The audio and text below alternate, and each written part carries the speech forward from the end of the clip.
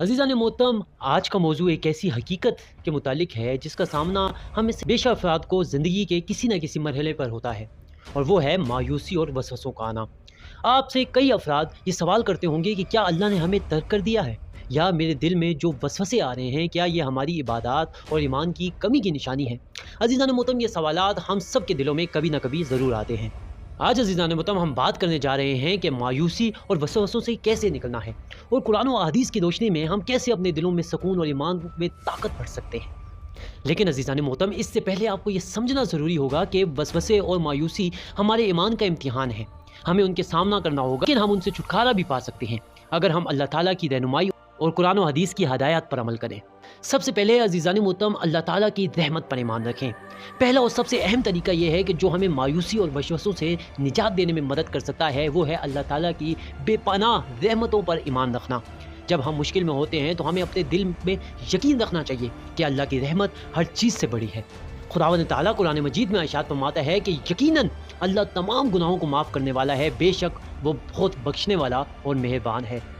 अज़ीज़ान मोहतरम, जब अल्लाह की बख्शिश और रहमत पर हमारा ईमान पुख्ता हो जाता है तो हमारे दिल की मायूसी खुद ब खुद दूर हो जाती है। दूसरा पॉइंट है अल्लाह की तकदीर पर राज़ी रहना। अज़ीज़ान मोहतरम, ये बहुत अहम पॉइंट है कि हमें अल्लाह की तकदीर पर राज़ी रहना होगा।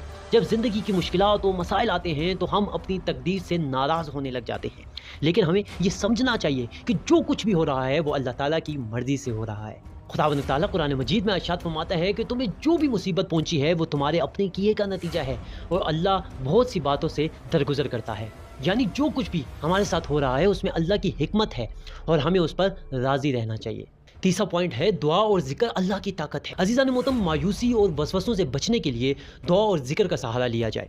कुरान मजीद फुरकान हमीद में खुदावंद ताला इरशाद फरमाता है कि सुन लो, अल्लाह के जिक्र से ही तुम्हारे दिलों को सुकून मिलता है। सूरह रात की आयत नंबर 28।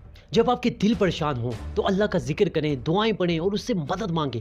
अल्लाह पर भरोसा रखने से दिल में सुकून आता है और वसवसे दूर हो जाते हैं। चौथा और सबसे ताकतवर तरीका यह है कि सब्र इख्तियार करें और नमाजों को अपना मामूल बना लें। खुदावंद ताला कुरान मजीद में इरशाद फरमाता है वस्तईनु बिस्सब्रि वस्सलात व इन्नहा लकबीरतुन इल्ला अलल खाशिईन।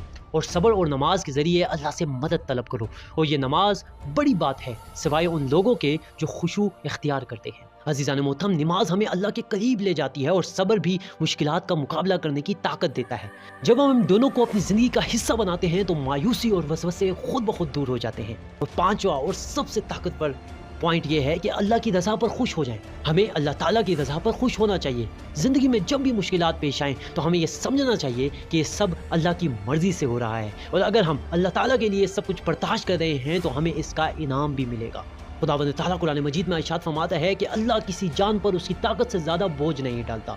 यानी अल्लाह ताला हमें ऐसे हालात में नहीं डालता जिसे हम बर्दाश्त न कर सकें, और हमें इस बात पर खुश रहना चाहिए कि अल्लाह ताला ने हमें ये ताकत दी है कि हम इन मुश्किलात का सामना कर सकते हैं। अज़ीज़ान मोहतरम, खुलासा ये कि मायूसी और वसवसे इंसान को बेचैन कर सकते हैं, लेकिन अल्लाह ताला की रहमत, तकदीर पर राज़ी होना, दुआ और अज़कार करना, सब्र और नमाज़ पढ़ना और अल्लाह की रज़ा पर खुश रहना हमें इन मुश्किलात से निकाल सकता है।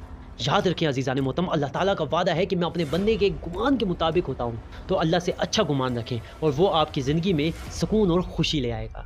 अज़ीज़ान मोहतरम, अगर आपको ये वीडियो से फ़ायदा पहुँचा है तो बराए करम इसे अपने दूसरे दोस्तों के साथ ज़रूर शेयर करें, और हमारे चैनल को सब्सक्राइब करें ताकि आपको मज़ीद ऐसी ही मुफीद वीडियोज़ मिल सकें।